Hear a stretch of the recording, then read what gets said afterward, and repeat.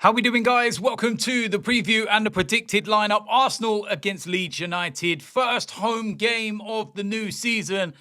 And everything is feeling good at the club right now. Obviously, at the time of recording this, it's not official yet. But obviously, Eberechi Eze is going to be an Arsenal player. So that's where a lot of that feel-good factor comes from over the last few days. But yeah, I don't think he's going to be involved in this game. I don't know whether, the documentation was even done in time to make him eligible, but I'm presuming that he will obviously be at the game, probably, announced or, get to be welcomed by the fans. And yeah, it's a good one. It's a real good one, but we're going to focus on, this game. Focus on the players that I believe will be available, what kind of team Mikel Arteta will go with. And like I said, it's the first home game of the new season. We got the 3 points last time out away at Manchester United. And I know that a lot of people will look at this and see Leeds United newly promoted and everything else, and they will say it's a relatively comfortable afternoon. It's a simple 3 points. But in the Premier League, there's no relatively comfortable afternoons and there's not easy 3 points. And I watched Leeds last time out with their first game against Everton, and they haven't really changed their style from the Championship. They're 100 miles an hour. The way they press, the way that they attack, and it's just very, very aggressive in the way that they play. And, a lot of what they do is dictated by Ampadu in the middle. And listen, they're a good side. They are a good side. But will they be able to get away with that and consistently keep that level up in the Premier League? Because it's a completely different, level compared to the Championship. I feel at Ellen Road, they're going to be a very, very good side. And they're going to be difficult to take points from in a lot of games because the support is unbelievable. But it's these kind of games. What will they do? Will they look to approach it in the same way? Try to go at Arsenal. And I feel that, any team that's tried to go at Arsenal in the past and has tried to go a toe-to-toe has ended up getting absolutely annihilated. So will Leeds change their style? Will they look to play more pragmatic? Will they be more defensive? You would have to say that they're not going to have a lot of the ball.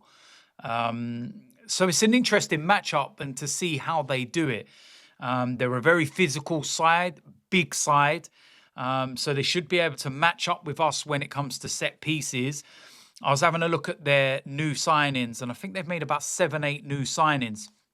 And about 6 of those are all over 6 foot. So they kind of looked at what they need and they purchased players that are big.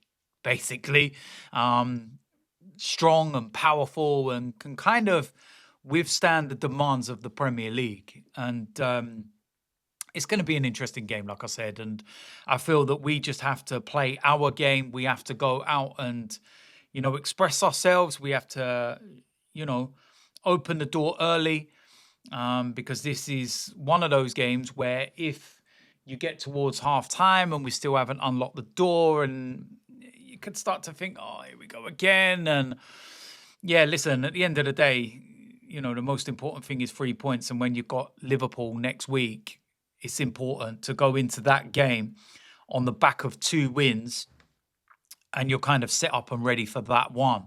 And given the fact that Liverpool have got an absolutely mad game on Monday against Newcastle at St. James's Park and everything that's surrounding that game because of the Isak saga and everything else. So, yeah, at the end of the day, it's an opportunity to get 3 points. It's the first home game, and I'm looking to get those 3 points. So, in terms of lineup, this is what I feel Mikel Arteta will go with. In goal, David Raya.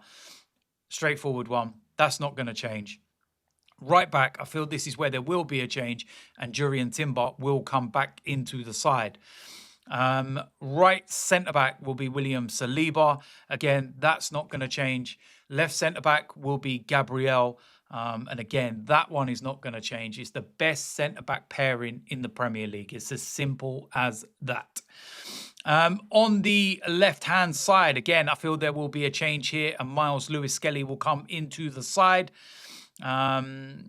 So it's pretty much what we finished with at Old Trafford. And when you look at the fact that we were able to bring on Jurriën Timber and Miles Lewis-Skelly for the final 10 minutes, it shows the depth that we've got in those positions right now. And it's mad, really, when you think about it, that those two could probably start for most teams in the Premier League, and we're bringing them off the bench. But yeah, that's what I'm going to go with. Next up will be Zubimendi. Again, it's a straightforward one for me. Next to him will be Declan Rice, that double pivot. And yeah, hopefully, home game, we see a lot more than we did from Declan Rice and Zubimendi at Old Trafford. On the right-hand side, Bukayo Saka. Again, that's not going to change. That's pretty straightforward. And a bit like Declan Rice, we need to see a better performance than we did at Old Trafford. Next up, we have Martin Odegaard. Need to get better end product. That's about the only thing I can say that he needs to, deal with and do better than the game against Manchester United. Next up, on the left-hand side, I'm going to start Madueke for this game. Which is the reason why I played Miles Lewis-Skelly, because I think those two work better with Madueke offering the width and Miles Lewis-Skelly, being able to invert and go inside. So that's my thought process behind it. I don't think Trossard would start the game, and I don't want Martinelli starting the game. And I feel that if we're coming up against low blocks, we need somebody that could be a bit different and take people on and try and open the door. And also, what you saw towards the end of the game at Old Trafford was a switch between Saka and Madueke. And when I went to the Arsenal open training session at the Emirates earlier this week, I noticed a lot how Saka was playing on the left and Madueke on the right. So that's something where I feel that they will start in their natural positions. I say natural. Madueke for me is not a natural left winger, but they would start in those positions and then they can start to switch and cause confusion. And I like that unpredictability. And then up front, as the main striker, Victor Gyökeres. I feel this is a very straightforward one. Obviously, Kai Havertz with his injury, so that rules him out of the equation. And it's an opportunity for Gyökeres to get a run now, get minutes, get his fitness up, get his sharpness up, and score goals. And listen, at the end of the day, people have been talking this week and saying that Gyökeres will score goals against the lesser sides and struggle against the top sides. Well, anybody that watched Arsenal will know that playing against the top sides is not our issue because of how phenomenal our record is against the traditional six.